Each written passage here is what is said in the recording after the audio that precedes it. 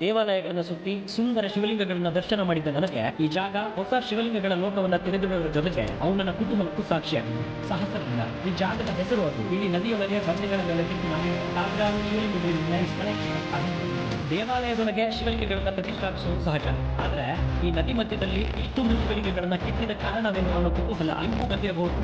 ಈಗ ನನ್ನ ಕೆಲಸ ಈ ಅದ್ಭುತ ಜಾಗವನ್ನ ತೋರಿಸಿ ಇದರ ಕಥೆಯನ್ನ ಹೇಳಿ ಮುಗಿಸಿ ಆ ಕುತೂಹಲಕ್ಕೆ ತೆರೆಯಿತು. 1678ರಿಂದ 1718ರವರೆಗೂ ಆಳಿದ ಗೋಂದೆಯ ಮೊದಲ ದೊರೆ ಅರಸಪ್ಪ ನಾಯಕರಿಗೆ ಮಕ್ಕಳಿರಲಿಲ್ಲ. ಸಂತಾನ ಭಾಗ್ಯ ದೊರಕಿದ್ರೆ ಈ ಶಾಲ್ಮಲಾ ನದಿಯ ಬಂಡೆಗಳ ಮೇಲೆ ಶಿವಲಿಂಗಗಳನ್ನ ಕೆತ್ತಿ ದೀಪ ಹರಕೆಯನ್ನು ಕೊಡ್ತಾರೆ. ಆ ಹರಕೆ ಫಲಿಸಿದ ನಂತರ ಇಲ್ಲಿ ಒಂದು ಶಿವಲಿಂಗಗಳನ್ನ ಕೆತ್ತಿದ್ದಾರೆ. ಅವರ ನಂತರ ಬಂದ ಅರಸರು ಕೂಡ ಅವರ ಹರಕೆಗಳಿಗೆ ಅನುಗುಣವಾಗಿ ಇದೇ ಬಾಳಿಕೆಯನ್ನು ಮುಂದುವರಿಸ್ತಾರೆ.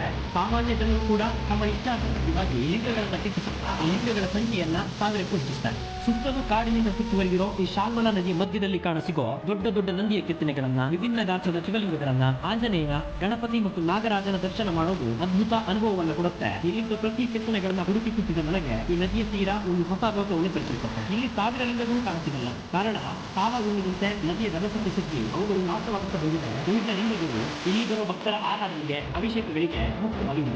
ಈ ನದಿಯಲ್ಲಿ ಲಿಂಗಗಳನ್ನ ಕೆತ್ತಿಸುವುದರ ಹಿಂದೆ ಸದಾಕಾಲ ಪವಿತ್ರ ಶಾಲ್ಮಲಾ ನದಿಯ ನೀರು ಲಿಂಗಗಳಿಗೆ ಅಭಿಷೇಕವಾಗಲಿ ಅನ್ನೋ ಉದ್ದೇಶ. ಭಕ್ತರು ತಮ್ಮ ಹರಕೆಗಳಿಗಾಗಿ ಈ ನದಿಯಲ್ಲಿ ಕಲ್ಲುಗಳನ್ನು ಜೋಡಿಸುವ ದೃಶ್ಯಗಳು ಹೀಗೆ